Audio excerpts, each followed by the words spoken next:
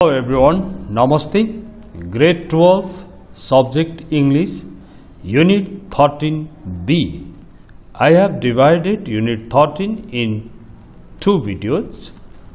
Video A has been already uploaded and it is video B. In this unit, we are going to talk about future tense.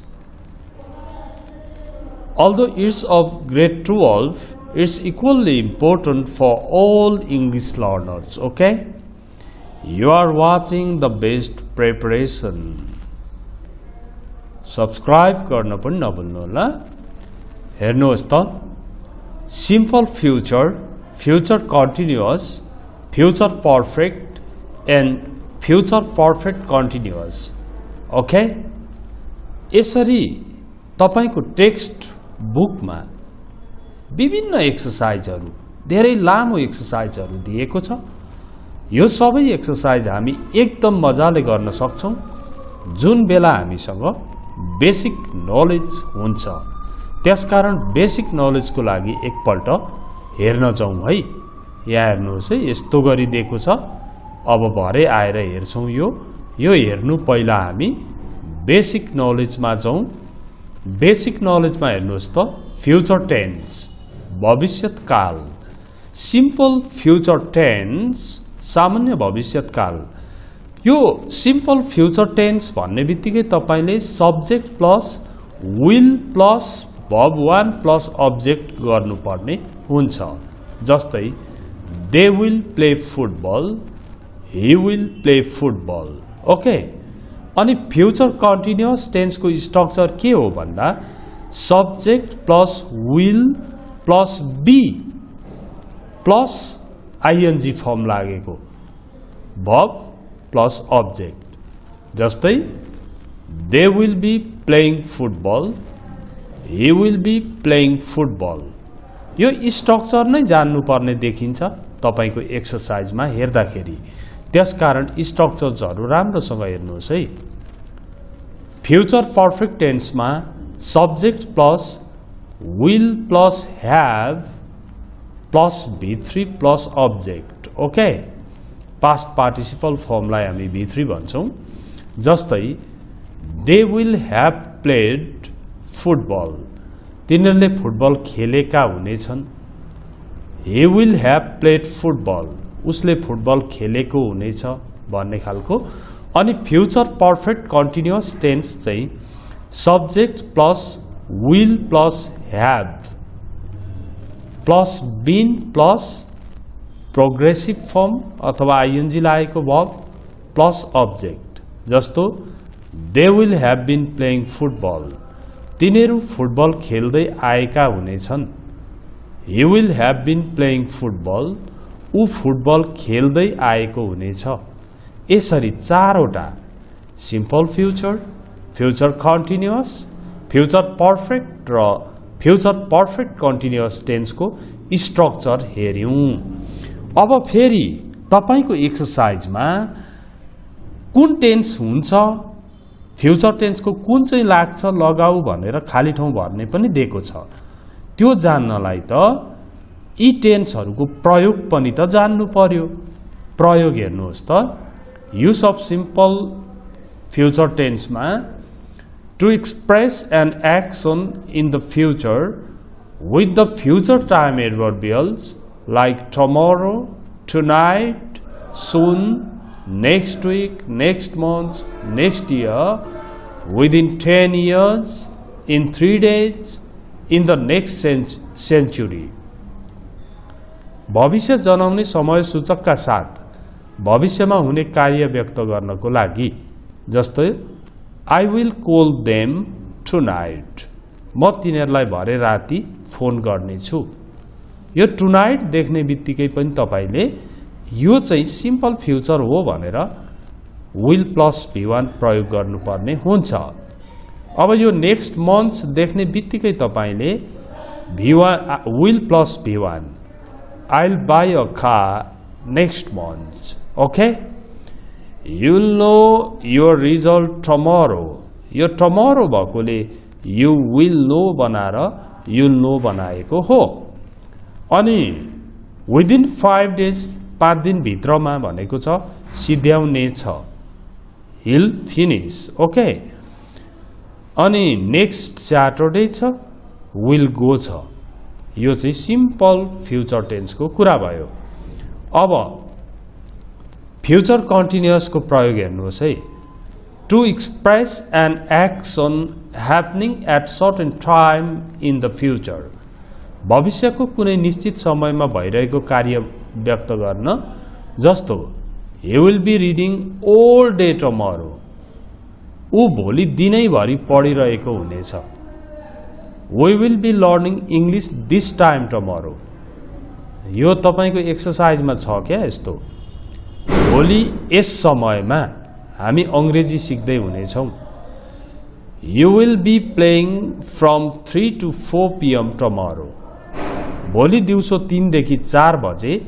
तिमी खेलिरहेको हुनेछौ यो चाहिँ continuous tense को प्रयोग त्यस्तै फ्युचर पर्फेक्ट को प्रयोग हेर्नुहोस् है to express an action that will be completed before a certain period of time in the future भविष्यको कुनै निश्चित समय अगाडि कुनै काम पूरा भइसकेको हुनेछ भनी व्यक्त गर्न चाहिँ फ्युचर पर्फेक्ट टेन्स प्रयोग गरिन्छ जसको structure subject plus will have plus V3 छ यहाँ हेर्नुहोस् त by 9 PM भनेको 9 बजी सम्ममा राति 9 बजी सम्ममा भनेपछि यस्तो काम भइसकेको हुनेछ भन्नु पर्यो त्यो नै फ्युचर पर्फेक्ट हो they will have come here by 9 PM तिनीहरू राति 9 बजी सम्ममा यहाँ आइपुगेका हुनेछन् by the end of this month यो महिनाको अन्तिम सम्ममा I will have started my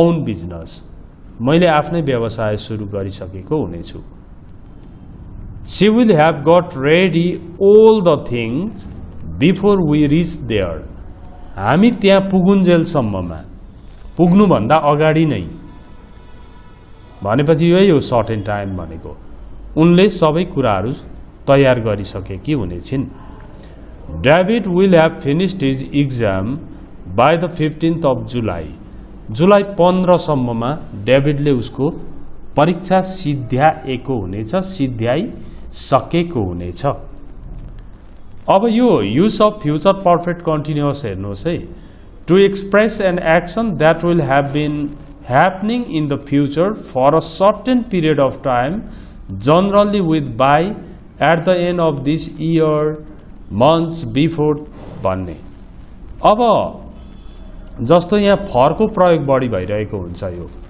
perfect कन्टिन्युअसमा यहाँ हेर्नुहोस् त by the end of this month he will have been working with us for 2 years यो महिनाको अन्त्यसम्ममा उसले हामीसँग 2 वर्षदेखि काम गर्दै आएको हुनेछ हो for 2 years पनि छ यता by the end पनि छ by 5 PM साँझ 5 बजेसम्ममा you will have been playing for 4 hours तिमी 4 घण्टादेखि खेल्दै आएको हुनेछौ I will have been writing books for 4 years in December डिसेम्बरमा चाहिँ म 4 वर्षदेखि पुस्तक लेख्दै आएको हुनेछु ओके इन दिस वे यसरी नै यी टेन्सहरुको प्रयोग हुन्छ अब तपाईमा के ज्ञान बढ्यो होला भन्दा फरवालाहरु प्राय पर्फेक्ट कन्टिन्युअस फ्युचर पर्फेक्ट कन्टिन्युअसमा आउँदा रहेछन् भन्ने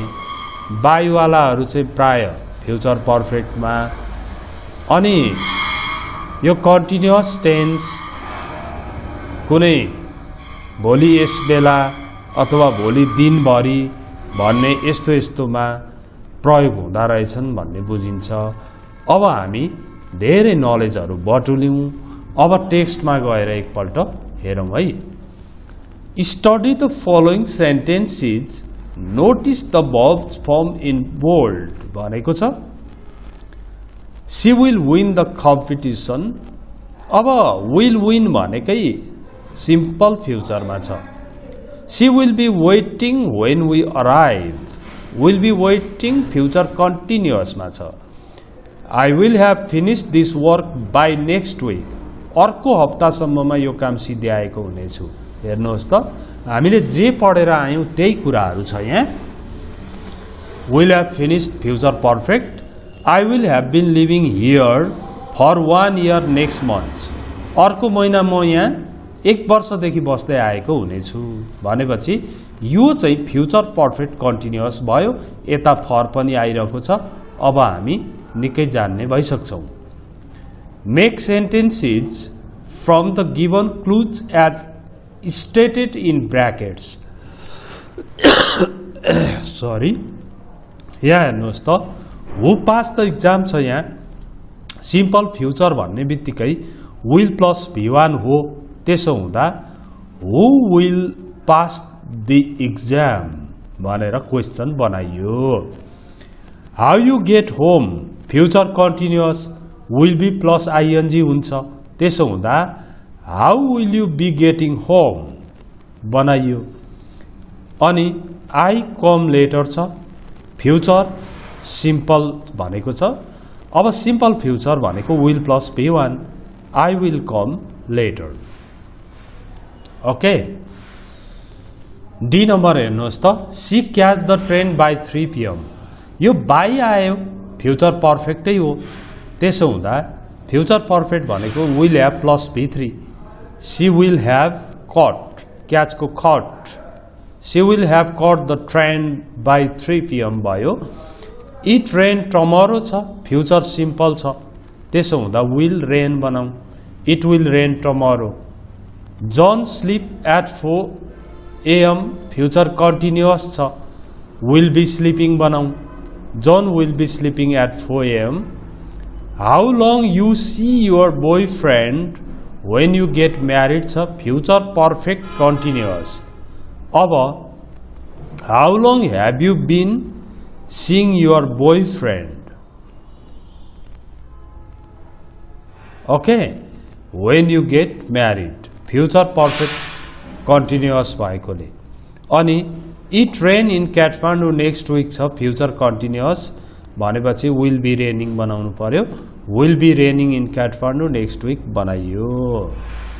अब it rain in Kathmandu next week को बनाइसक्यौं। अब आई को हेर्नुहोस् है। How long you work here when you retire भनेको छ, फ्युचर पर्फेक्ट कन्टिन्युअस भनेपछि त विल ह्याभ प्लस V3 को हो। त्यसो हुँदा how long will you have been working here when you retire बनाउनु पर्यो।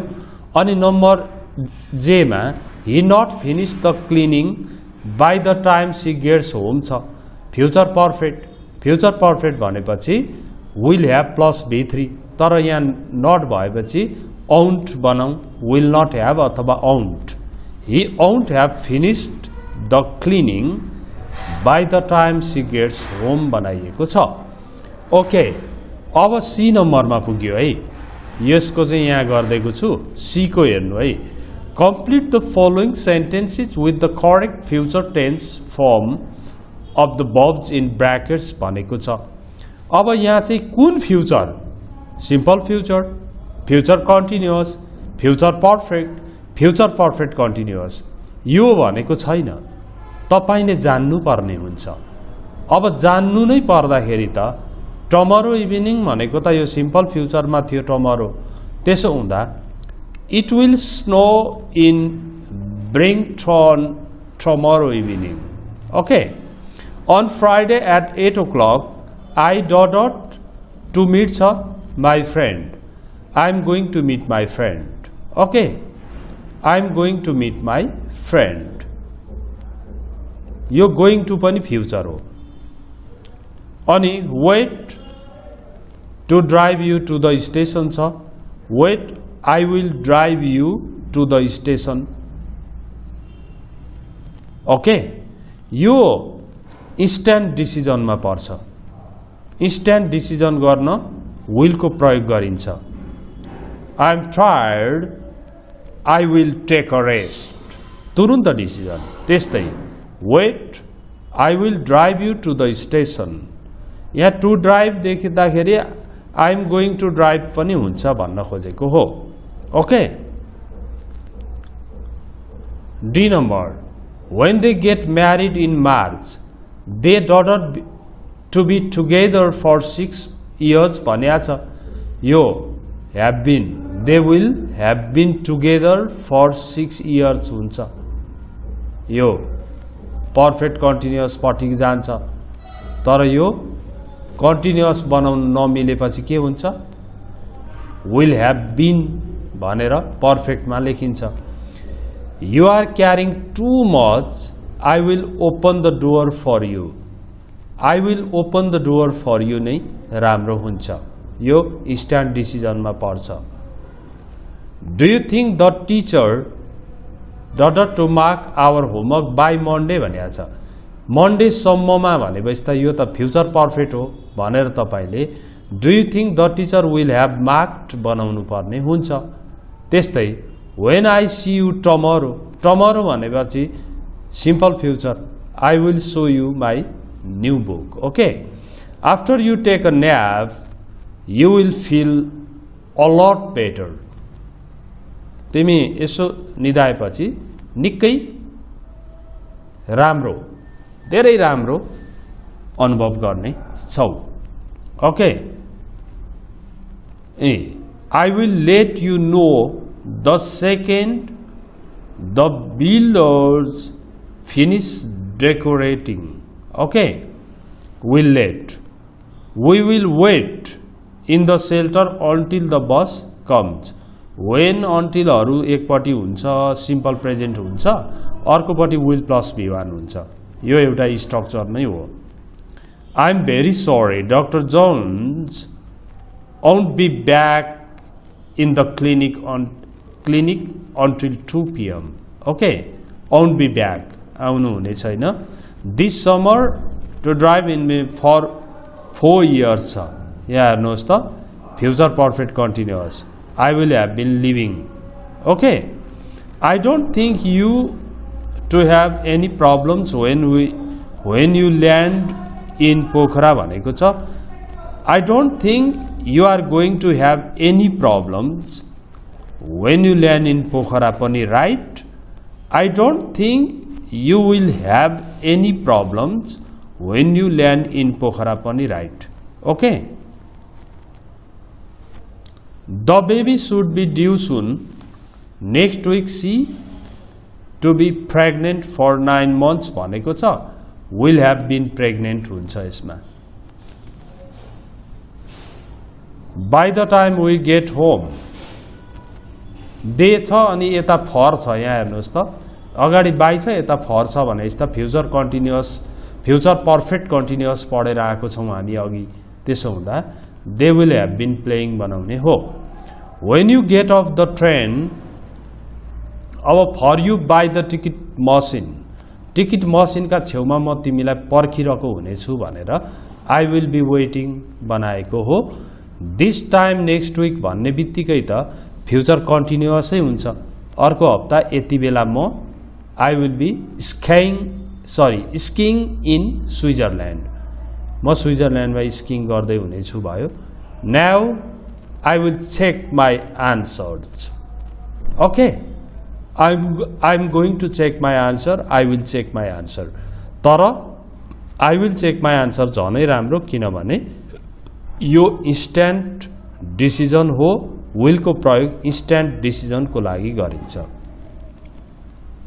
okay in this way unit 13b पनि हामीले कम्प्लिट गर्यौं thanks for watching it the best preparation English Learning Home ELH च्यानलहरु सब्स्क्राइब गर्नुहोस् यिनीहरुमा सधैं पढाइको कुरा मात्र हुन्छ सब्स्क्राइब गर्न कुनै टेन्सन गर्नु पर्दैन र धेरै भन्दा धेरै साथीहरुलाई शेयर गर्दिनु होला है यो मेरो एकदम रिक्वेस्ट हो र लाइक कमेन्ट गर्न पनि नभुल्नु होला thank you very much see you next time bye bye